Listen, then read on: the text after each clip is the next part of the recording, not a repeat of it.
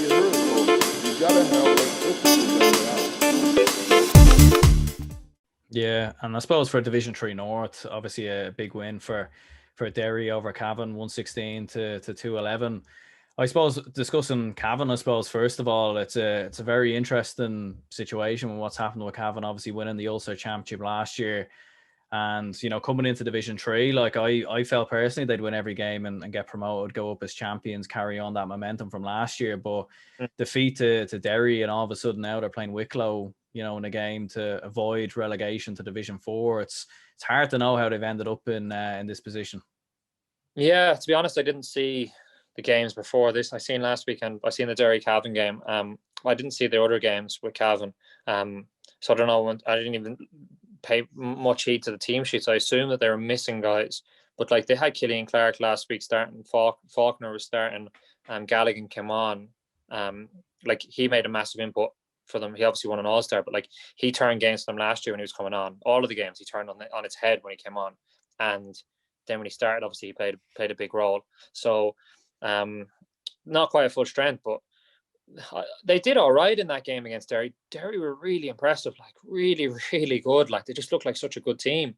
And yeah, like I wouldn't have been I wouldn't be looking at that performance and saying Cavan are really bad. And I'd be more looking at it and saying Derry looked like real prospects for an Ulster title. I thought that Rogers at fullback, I've always like Rogers at fullback is a brilliant player, really good, fantastic player to come out with the ball. Christian McCaig is one of the best defenders in the country, if not the best defender. If you put him in a cornerback context, he's playing centre half back again, fantastic player to come out with the ball. And then they've got real pace. And then the midfield, they've got Conor Glass, who's a fantastic player. He gets around the field. He's really good at tackler. He covers the ground really well, and he's really good in possession. The half forward line has massive pace. Centre forward, really good contest or option for kickouts. And the full forward, Guigan, he was fantastic. Like he's such a good player off both feet. And they just looked like a really good team the whole way through. That had a style of play. And you're kind of thinking to yourself, geez, where did Derry start playing like this?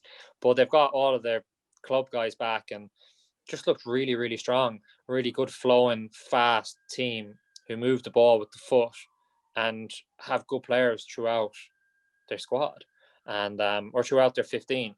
So yeah, for me, what I got from that game was Derry are a team that should be if you have few at the beginning before that game, I think they were 20-1 for Ulster title. I think it's gone, the odds aren't as good as that now, but yeah, they just looked really good to me. I was really impressed by them. Yeah, I suppose it's interesting watching them play as well, because normally with Rory Gallagher teams, it's everyone kind of behind the ball, blanket defense, all that. And we don't know with Derry yet. Maybe it's because maybe they're not playing as high level opposition. Maybe if they play Donegal in that championship game, that's very well how they could set up. But I suppose, yeah, like what you said with Derry, I'd agree with you as well. Like with the likes of Shane McGuigan, Niall Loughlin, even Emmett Bradley in midfield, I thought as well was really impressive. Right. Kicked 3 points, and they definitely have a lot of very, very talented footballers at the moment. Yeah, Loughlin centre forward is really good. Bradley is left-footed as well, which he gives the team a balance in the middle of the field. He's more of a footballing option than Glass, and scored 3 points. And yeah, just gives them a really nice balance to their team down there. He plays a lot of football down that left wing, and he loves to kick the ball, and he loves to go forward with the ball. Where Glass is more of a conservative player, he gets on the ball a lot, but he does the safe thing. Unless he does kind of have the little burst or a bit of madness every so often, but generally he gets the ball, he recycles it, he keeps it calm. And like, as I said, McCaig, Rogers, they're really good players. They like to take the man on, but they're still really calm. So Bradley gives them a nice balance, and they're 2 wing forwards. It's the first time I've seen either of them play, but they just love to jink and turn and twist and take the man on and dummy, and it's great to see. And it fits into their style. Where you put a lad like that on the Dublin team, he looked like, geez, what's that lad doing? Because the rest of them aren't. They have a really they look like a team of people have been saying, like, Derry club football is fantastic, really high standard, and it always has been. And like for years, Derry haven't been picking their best players, haven't been making themselves available, and it just looked like a load of like really good club players kind of finally getting their crack, because they were just guys who weren't following the rules of intercounty football necessarily. Like they were happy to dummy, twist, dummy, turn, get in, and sometimes you can do too much of that, and you learn the lessons of a blanket defense very quickly. But it's just refreshing. Really refreshing to see. And like, this is for a team that essentially, like, that team, they're in the very early stages of that project, and just look really good. And as for Gallagher, like, when he was over Donegal, he was quite restrictive in how they played, but he took them over a kind of a real transition period. Like, it was a massive transition period when Jim had gone, and before that team of the young lads who are all coming through now were getting there. So it was a hard time for him, and he obviously was over for Manor. But like, when he was in with Jim and Donegal, like, Donegal still had a lot of very good counter-attacking movements, some very good attacking movements, and how they come out of defense and stuff like that. So, he's obviously a good manager, and you kind of have to, managers have to work with what they have. So I was completely shocked to see a team play like that with him as manager as well. But maybe we're being a bit harsh on him because he had to play a certain way with teams that he's had.